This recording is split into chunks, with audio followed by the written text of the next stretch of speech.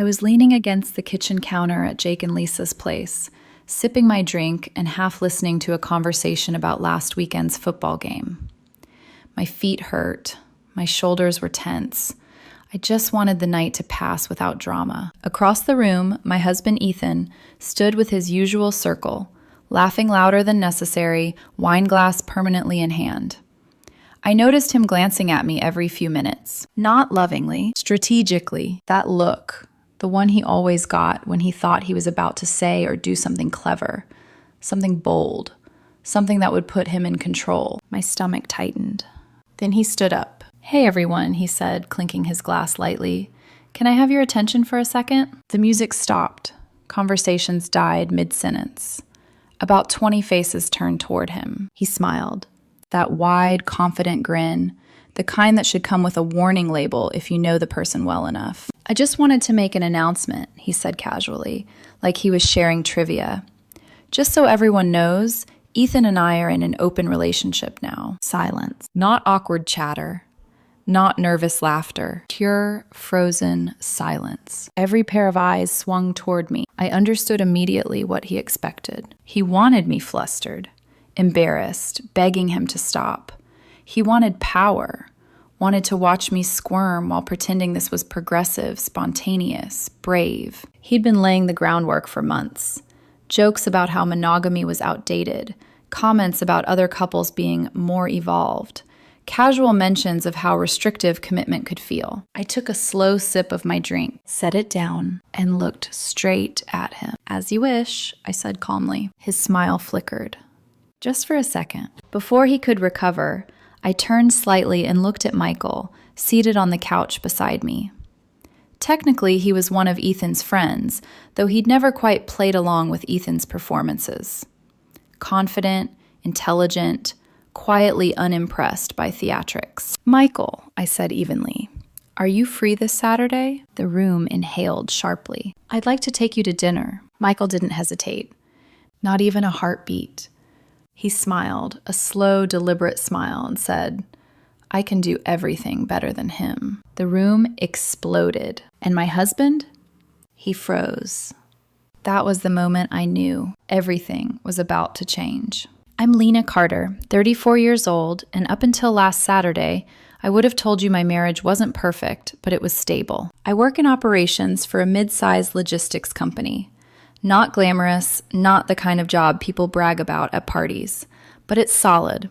It pays well, it's structured, and I've always been the type of woman who finds comfort in structure. Plans, calendars, bills paid on time. A life that makes sense when you look at it from the outside. Ethan was the opposite. He was charm and impulse wrapped in a good smile. The kind of man who could walk into a room and make people feel like he was doing them a favor just by showing up. He told stories with his whole body, hands moving, eyebrows lifting, laughter booming like he owned the air. People loved him fast. I loved him fast, too. We met 7 years ago at a mutual friend's game night. I came late, still wearing my work blouse, hair pulled back, apologizing like I'd committed a crime. Ethan was on the couch, leaning back like he'd been born there, tossing a deck of cards from hand to hand like it was part of his identity. He looked up at me and said, "You're either extremely responsible or you're hiding a secret life." I remember laughing, real surprised laughter, because nobody had ever said anything like that to me. Most men I met tried to impress me. Ethan just played. He asked for my number before the night was over. Texted me the second I got home. Made it safe? Good. Now tell me the truth. Secret life or just responsible? It was cute, flirty, effortless. And for a while, our differences felt like balance. He pulled me out of routines. I grounded him when his impulsiveness turned into chaos. We moved in together after a year, got married the year after that. Small wedding, nothing extravagant because I insisted we didn't start our marriage in debt just to impress people who wouldn't be paying the bills. Ethan pretended to agree, but even then, I noticed he cared more about how things looked than how they actually worked. Still, We built a life. We rented a place that felt like us. Open kitchen, decent light, a spare bedroom that became a junk room like it does in every adult relationship. We kept most of our finances separate, not because we didn't trust each other, but because it worked. A shared checking account for bills, separate savings, separate spending. No kids. Not because we didn't want them, just because life kept happening. Promotions, relocations, timing never felt perfect. And for a long time, I told myself that was fine. Ethan had his friend group, louder, more social, always planning something. I blended into it because that's what you do when you love someone. You attend the parties, you laugh at the jokes, you nod along when you don't care about the topic. Jake and Lisa's gatherings became a regular thing. Their house was the default spot. Big living room, good snacks, and friends who came and went like it was a clubhouse. That's where Michael came in. Michael was technically Ethan's friend, but not in the way Ethan wanted friends. He didn't orbit Ethan's ego. Michael was tall, calm, and sharp in that quiet way that makes people talk less when he's listening. He had a corporate job, finance, I think, and he didn't need to prove anything. He wasn't the type to compete for attention. I always liked him because he treated people normally. No show, no performance. Ethan didn't love that. And looking back, I can see the pattern I refused to admit for years. Ethan loved being admired, loved being the center, loved winning, even when there wasn't supposed to be a game. So when he started making comments 6 months ago, little comments, casual ones, I brushed them off. You ever notice how monogamy is kind of restrictive? He said once, smiling like he was joking. Some couples are way more adventurous than we are, he mentioned another time, scrolling his phone like it was just an observation. At first, it sounded like curiosity. Then it started sounding like a script, and I didn't want to believe my husband was rehearsing his way out of our marriage. So I smiled, changed the subject, focused on work, focused on keeping things smooth. Because I thought stability meant safety. Last Saturday proved how wrong I was. The shift didn't happen all at once. That's the part people don't warn you about, how betrayal rarely announces itself. It doesn't kick down the door. It drips in slowly, almost politely, until one day you realize the room is flooded and you're standing there pretending your feet aren't wet. About 6 months before the party, Ethan started changing in small ways. He stayed later at work. Not dramatically later, just enough that it sounded reasonable. A drink with colleagues here, a brainstorming session there. His phone started living face down on tables, something he'd never cared about before.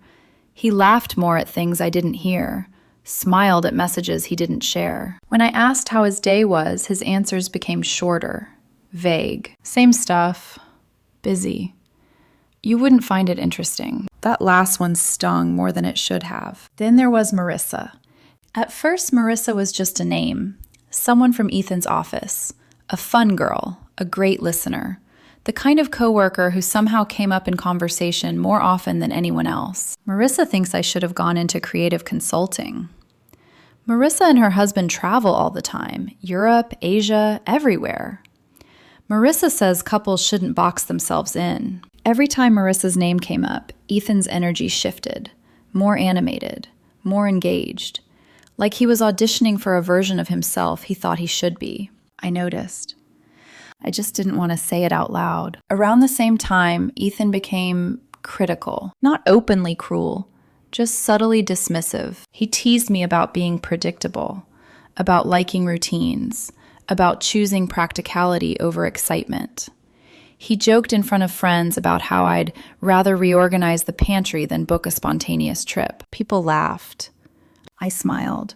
Inside, something curled tight. When I brought it up later, calmly, carefully, he waved it off. Relax, I'm kidding. You're too sensitive. That phrase became his favorite shield. At parties, he started drifting, physically and emotionally, standing farther from me, turning his body away when someone else had his attention, leaving me to refill drinks while he entertained. And I noticed something else. People noticed. Jake once pulled me aside in the kitchen and asked quietly, "You good?" I laughed it off. "Yeah, just tired." Lisa looked at me once, mid-conversation, with an expression that lingered half a second too long. Sympathy mixed with hesitation. Even Michael had commented, casually but pointedly, "Ethan's been in a mood lately." I asked what he meant. Michael shrugged. Restless, like he's already somewhere else. That sentence stuck with me longer than I wanted it to. At home, the distance widened. We talked less, touched less. When I reached for him, he pulled away just enough to make me question myself. When I stopped reaching, he didn't notice. I asked him directly once, late at night, lying side by side in bed, "Are you happy?" He exhaled like the question itself was exhausting. "I don't know," he said. "Sometimes I feel like we're just stuck." Stuck. 7 years of shared life reduced to a word that sounded like an inconvenience. I asked what he wanted. He didn't answer. Instead, he said, "Other couples figure this stuff out differently." That's when the pattern became impossible to ignore. He wasn't asking to fix us. He was laying out a philosophy, one that conveniently justified whatever he was already thinking about doing. Still, I stayed quiet because I loved him, because I believed marriage meant weathering uncomfortable seasons, because part of me thought if I stayed calm enough, supportive enough, good enough, he'd come back to me. I didn't realize I was being tested, pushed, set up, and that the party wasn't a mistake. It was a move, a public one. The moment Ethan made that announcement, time didn't slow down like people say it does. It sharpened. Every sound became too clear. The hum of the refrigerator, someone shifting their weight behind me, the faint clink of a glass being set down too hard. "We're in an open relationship now." He said it like it was already settled, like I was just another audience member finding out about a plot twist that had been written without me. I felt 20 sets of eyes on my back before I even turned around. My first instinct wasn't anger, it was clarity, because in that second, everything snapped into place. The months of comments, the restless energy, the name that kept surfacing in conversation. This wasn't a drunken slip. This was a reveal. A performance he'd rehearsed in his head, expecting applause or at least confusion he could control. I didn't give him either. "As you wish." The words came out steady, almost gentle. That's what threw him. His grin faltered. Not enough for anyone else to notice, but I did. I'd lived with that face for 7 years. I knew every micro-expression. That flash of uncertainty meant I'd stepped off his script. And once you do that, the whole play collapses. I turned to Michael. He was seated casually on the couch, one arm draped over the back, posture relaxed. He'd been watching Ethan, not with surprise, but with something closer to resignation, like he'd been expecting this moment longer than I had. "Michael," I said, my voice even, "are you free this Saturday?" The room inhaled. I felt Ethan's body tense before he spoke. "What are you doing?" he asked, laughing nervously, like he could joke his way out of it. "I'd like to take you to dinner," I continued, ignoring him completely. Michael didn't hesitate. He met my eyes, really met them, and smiled. I can do everything better than him. The reaction was immediate and violent. Someone gasped. Someone else laughed too loudly, then clapped a hand over their mouth. A glass shattered somewhere near the kitchen island. Jake muttered, "Oh, damn," under his breath. Lisa's jaw dropped. And Ethan? He froze. Not anger, not outrage, panic. His confidence collapsed inward like a tent with the poles pulled out. The grin melted into something brittle, then disappeared entirely. What is this?" he stammered. "Lena, what are you doing?" I finally looked at him. "I'm accepting your terms," I said calmly. "You wanted an open relationship, so now we have one, starting immediately." Michael stood, still smiling. "Saturday works for me," he said. "There's a great Italian place downtown." Ethan took a step forward. "Wait, no, I didn't mean—" "You announced it," I cut in, my voice firm now, "in front of everyone. You didn't ask. You didn't discuss it. You declared it. 20 witnesses." The room had gone eerily quiet again. No one was rushing to defend him. No one was stepping in. Some people stared at the floor. Some stared at their drinks. A few didn't even bother hiding their amusement. "This isn't funny," Ethan snapped, his voice rising. "You're right," I said. "It's not funny, but it is what it is." Michael grabbed his jacket from the couch. I should probably go, he said lightly. This got interesting fast. He looked at me. Text me the details. I will. He walked past Ethan without acknowledging him. As he reached the door, he called back. Thanks for the party, Jake. Always entertaining. The door closed. Ethan stood there, his face cycling through shock, anger, disbelief, and something that looked a lot like fear. Can we talk outside? He finally said, his voice shaking. Sure. The driveway was cool and quiet. The noise of the party dulled behind us. The second we were out of earshot, he grabbed my arm. What the hell was that? He hissed. You're actually going to go out with him? You announced an open relationship, I said, removing his hand. So yes. I was joking. It didn't sound like a joke, I replied. It sounded like a decision. He paced, running his hands through his hair. You're being ridiculous. No, I said quietly. What's ridiculous is announcing something like that without talking to your wife. He stopped. I just wanted to see how you'd react. There it was. The truth, slipping out before he could stop it. You wanted to test me, I said. Embarrass me. See if I'd beg. His eyes widened. That's not... Save it, I said. We both know what's been happening. The late nights, the way you talk about Marissa, the hints. You've been building toward this. He didn't deny it. And that silence told me everything. We drove home separately. That alone said more than any argument could. I didn't blast music. I didn't cry. I didn't even feel the adrenaline people talk about after public humiliation. I felt empty. Like my body had switched into a quiet survival mode where emotions were being rationed carefully. When I got home, the house felt unfamiliar. Same couch, same throw pillows Ethan insisted on buying because they looked good on Instagram. Same framed photos from vacations we'd once been excited to post. I sat down and stared at nothing. Not because I was trying to be dramatic, because my brain was replaying the last 6 months like a highlight reel I'd ignored in real time. Every joke, every comment, every moment he'd pushed just a little harder than necessary. My phone buzzed. Michael, just so you know, I meant what I said. Saturday sounds great. And she had that coming. Someone needed to call her bluff. I stared at the message longer than I should have. Then I typed back, Saturday at 7. I'll pick you up. Simple, direct, no apology, no justification. Ethan came home around midnight. I heard his car first, then the front door, then his footsteps slowing when he saw me still sitting on the couch, TV on but muted. We need to talk, he said, dropping his keys on the counter. Go ahead. He sat across from me, trying to look composed, failing. His makeup, no, his expression was off. Red eyes, tight jaw. He'd been crying, or at least performing it. What happened tonight was out of line, he said. You embarrassed me. I actually laughed. You embarrassed you, I replied.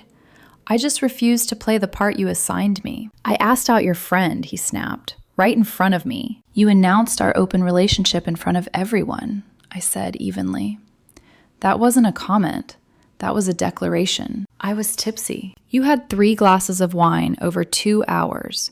You knew exactly what you were doing. He changed tactics, softened his voice, leaned forward. Baby, please, can we just forget this happened? No. His head snapped up. What do you mean, no? I mean, we're not pretending this didn't happen because you don't like how it turned out. His face hardened. So you're really doing this? You're actually going to go out with Michael? Yes. He's my friend. Was. That landed. He stood up, pacing now. You're being cruel. I'm being honest, I said. Something you seem to struggle with. You can't just start dating other people because of one stupid thing I said at a party. I met his eyes. Watch me, he scoffed. I'll tell everyone you're having an affair. I turned off the TV and stood. Go ahead, I said calmly. Tell them about the affair I have permission to have. I'm sure that'll play well. He froze. I continued, my voice steady. You didn't want an open relationship. You wanted permission. You wanted to explore something with Marissa without guilt. This was never about honesty. That's not true. Don't lie to me. Not now. He exploded. Fine, he shouted. Yes, Marissa and I have gotten close, but nothing happened. Yet, I said. He collapsed onto the couch, head in his hands. I thought if we opened things up, we could explore and come back stronger. Other couples do this. Other couples talk first, I said. They don't ambush each other in front of 20 people. He looked up at me, eyes wet. So what now? I'm going to bed, I said. We can talk tomorrow. My answer won't change. Where do I sleep? Guest room or couch? Your choice. I closed the bedroom door and locked it. Not out of fear. Out of necessity. My phone buzzed again. Michael, don't back down. Everyone's noticed how she's been treating you. This is the first time you stood up for yourself. Everyone noticed. That realization hit harder than any argument because it meant I hadn't been imagining things. I just hadn't wanted to see them. The next morning, Ethan acted like nothing had happened. That was his specialty, rewriting reality through behavior. He woke up early, made breakfast, even set the table like it was a normal Sunday.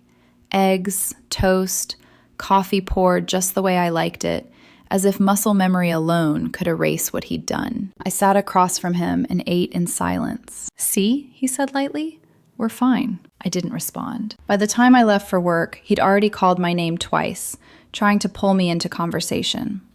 I kissed his cheek out of habit, grabbed my bag, and walked out without saying a word. He called me 6 times before noon. I didn't answer any of them. When I got home that evening, the sweetness was gone. You're being childish, he snapped the moment I closed the door. This silent treatment is immature. I'm not giving you the silent treatment, I said calmly. I just don't have anything new to say. So that's it? He demanded. You're really doing this? Yes. He folded his arms. Fine.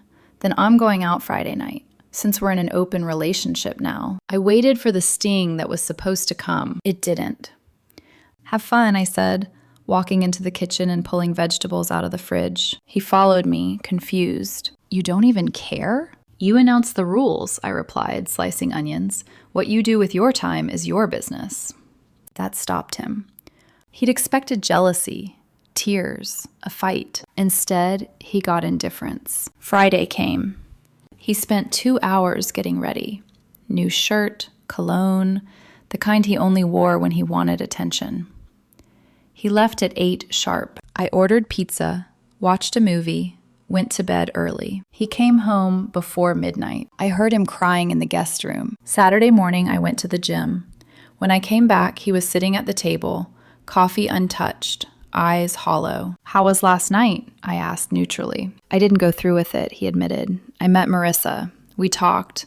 I realized I didn't actually want to do this. Okay. That was all I said. I want you to cancel your date with Michael. No. Why not? He demanded. If I didn't go through with mine. Because this isn't about Marissa, I said, sitting across from him. This is about respect. You disrespected me publicly. Michael and I going to dinner isn't revenge. It's me proving, to you and to myself, that I won't accept that treatment. At 6:30, I showered and got dressed. I put on the dress Ethan always said was too nice for no reason. Perfect.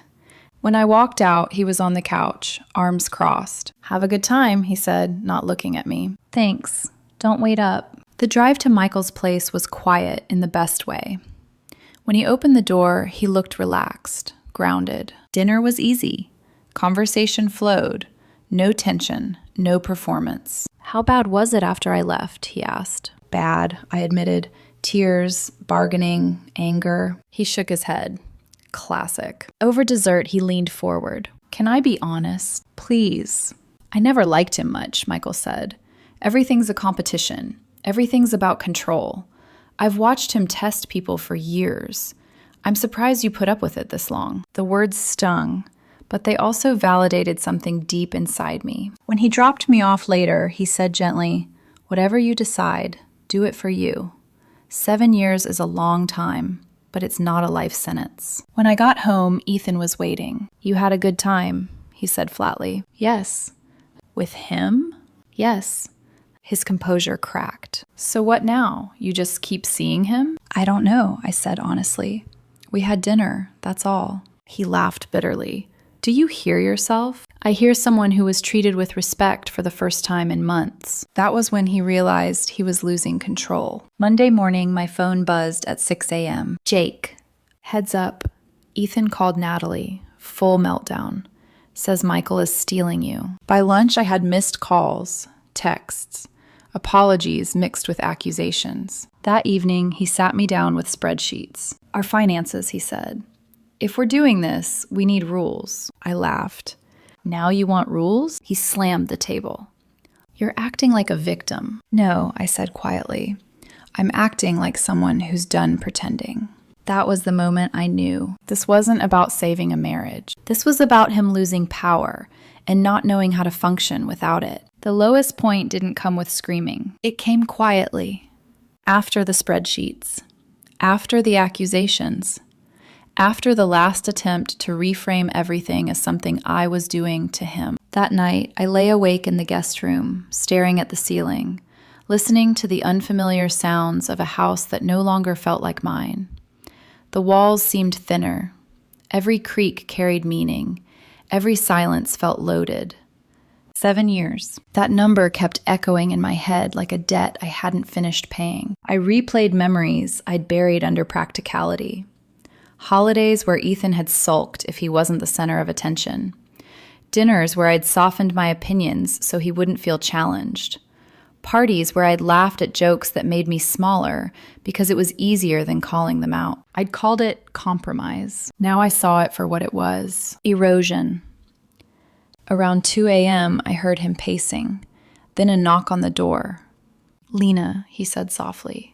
Please. I didn't answer. Please, he repeated, his voice cracking. I can't sleep. Neither could I. But I still didn't open the door, because I knew if I did, I'd fall back into the role I'd played for years.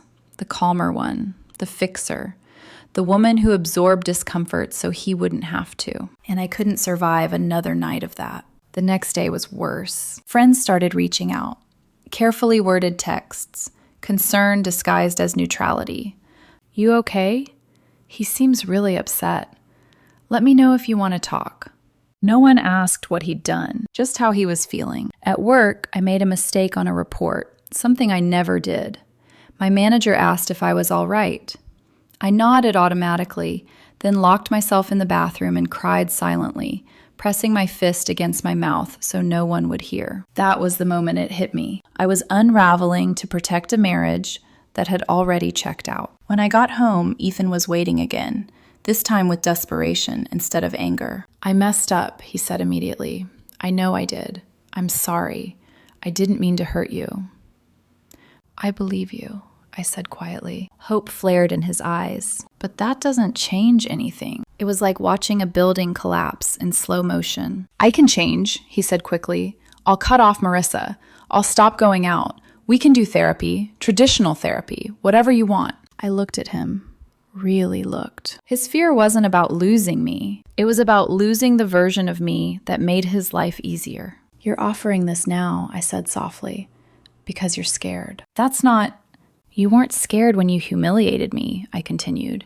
You weren't scared when you tested me.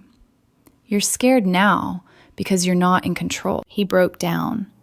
Actual sobbing, hands shaking, knees buckling until he had to sit on the floor. And for a moment, just a moment, I felt the pull. 7 years of conditioning whispered, help him. Then another voice, quieter but stronger, answered back. Who helped you? I went into the bedroom and closed the door. That night, I realized something devastating. I wasn't heartbroken. I was exhausted. The grief wasn't about losing him.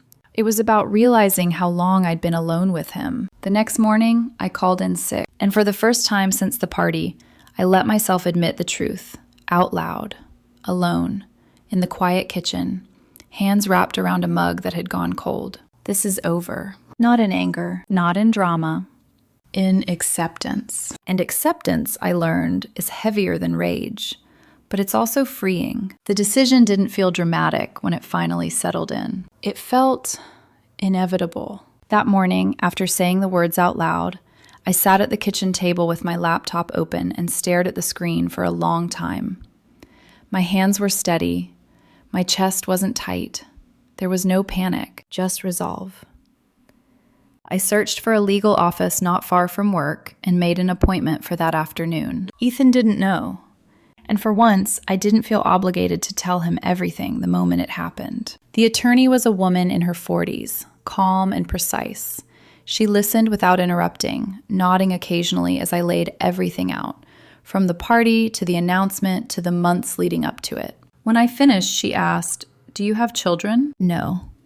"Shared property?" "We rent. Leases in both our names, up for renewal in 3 months." "Finances?" "Shared checking for bills, separate savings." She paused, then looked up at me. "That simplifies things." Something loosened in my chest at that. "How long have you been married?" 7 years. "And you're certain you want to proceed?" I thought about it for exactly 2 seconds. "Yes." She didn't question me, didn't try to probe for hesitation. She simply nodded and began explaining the process. Paperwork, timelines, expectations. It was methodical, clean, almost comforting. This wasn't chaos. It was logistics. I left her office with a folder in my bag and clarity in my mind. When I got home, Ethan's car wasn't in the driveway. The house was quiet. I used the silence to do something I'd avoided for years. Take stock. What was mine? What was his? What we'd bought together. There wasn't as much overlap as I'd expected. That realization hurt in a strange, hollow way. He came home around 7 with takeout. "I got Chinese," he said cautiously. "Your favorite." "Thanks." We ate at the table like polite strangers. Finally, he set his fork down. "I saw Michael today." I looked up. "Okay." "I went to his office," Ethan continued. "I needed to talk to him." I waited. "He told me we're not friends anymore," Ethan said, voice tight. "Said I've been a terrible friend for years. Said he's glad someone finally called me out." I didn't feel satisfaction. I felt confirmation. "He also said everyone's noticed how I treat you," Ethan added, quieter now. "Is that true?" "Yes." The word landed heavy. "I talked to a lawyer today," I said calmly. The color drained from his face. "You what?" "I talked to a lawyer. I filed the initial paperwork." "You can't do that without talking to me." I tilted my head slightly. "Kind of like how you announced our open relationship without talking to me first." He had no answer. "I'll sleep in the guest room tonight," I said, standing. "We'll figure out living arrangements later. The lease is up soon." "You're throwing away 7 years," he whispered. "No," I said. "I'm stopping myself from losing the rest of my life." That night, my phone buzzed. "Michael. Heard you had a visit today. You okay?" "Yeah. I filed for divorce." "Need anything? Coffee? A distraction? Someone to remind you you're not crazy?" I smiled for the first time in days. "I'm okay, but thank you." "Anytime. You deserve better." I lay in the unfamiliar bed and felt something unexpected. Relief. Not joy. Not excitement. Just the absence of weight I hadn't realized I was carrying. The turning point wasn't explosive. It was quiet, and it changed everything. The fallout didn't arrive all at once. It came in waves. Emails, phone calls, awkward silences, and truths that had apparently been sitting in everyone's throat for years, just waiting for permission to come out. Ethan cycled through every version of himself I'd ever known. One day he was apologetic, leaving long voicemails about how he'd lost himself and wanted to find his way back to us. The next day he was furious, accusing me of being cold, heartless, of giving up too easily. Sometimes both happened in the same message, his emotions colliding without direction. None of it changed my answer. What surprised me most wasn't his reaction. It was everyone else's. Jake called one evening, voice low.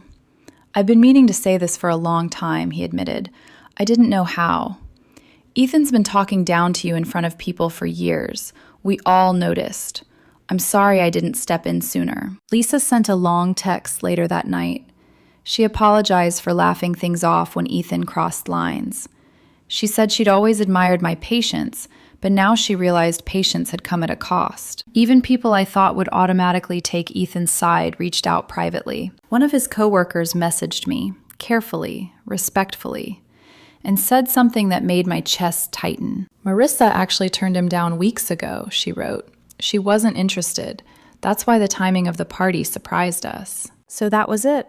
The announcement hadn't been about freedom or honesty. It had been about wounded pride. Ethan didn't want an open relationship. He wanted validation after rejection. When I confronted him with that information, he didn't deny it. He just stared at the floor. The divorce moved forward faster than I expected. No children, minimal shared assets, clear finances. My attorney called it remarkably clean. Clinical words for something that still represented the end of a chapter. Ethan tried one last time. He showed up at my new place. Yes, my new place. Unannounced, eyes red, voice shaking. "I've changed," he said. "I understand now. I can be better. I can be the husband you deserved." I believed he meant it. That didn't mean I stayed. "Maybe you can," I told him honestly, "but not with me." He left without yelling, without pleading, just smaller. 2 months later, the papers were signed. I kept my savings, my car, my peace. We split the furniture and the memories that came with it. What couldn't be divided, I let go. The day it became official, my phone buzzed. "Michael, congratulations on your freedom." "Drinks?" "Absolutely." We met at a quiet bar downtown. Not a date, no expectations. Just two people acknowledging a turning point. "So," he asked, raising his glass, "what now?" I smiled, a real one. Now I figure out who I am when I'm not trying to shrink myself to keep someone else comfortable. "That," he said, clinking his glass with mine, "is the right answer." Ethan faded from my daily life faster than I'd expected. His social circle fractured. Some stayed polite, others drifted away. The people who'd quietly endured his power plays no longer had to. I didn't need revenge. The truth handled that for me. The quiet that followed surprised me. Not the silence of loss, but the calm that comes when something heavy finally stops pressing on your chest. Life didn't transform overnight. There was no dramatic glow-up montage, no sudden reinvention. There were still mornings where muscle memory reached for a phone that no longer needed checking. Still habits that took time to unlearn. But there was also space. Space to breathe. Space to think. Space to notice how peaceful it felt to wake up without bracing for someone else's mood. I started doing small things, just for myself. Going to the gym without feeling rushed. Cooking meals I actually enjoyed instead of meals designed to impress. Saying no without explaining. Speaking without softening my edges. And slowly, I recognized the woman I'd been missing. Not a victim. Not someone who lost a marriage. Someone who chose herself. Michael and I stayed in each other's lives. Sometimes coffee, sometimes dinner, sometimes just texts checking in. Whether it ever became more didn't matter as much as what he represented. A reminder of how effortless respect feels when it's real. One evening, as I walked home alone, I realized something important. The party wasn't the betrayal. It was the exposure. Ethan didn't end the marriage that night. He revealed it had already ended. What finally broke things wasn't his announcement. It was my refusal to shrink in response to it. And that's the lesson I carry forward. Love doesn't test you publicly. Commitment doesn't come with traps. Respect doesn't disappear when no one's watching. If someone needs to humiliate you to feel powerful, they were never your partner. They were your lesson. And lessons, no matter how painful, are meant to be learned, not lived with forever. I don't know exactly what comes next, but for the first time in years, I get to decide. And that freedom, that's everything.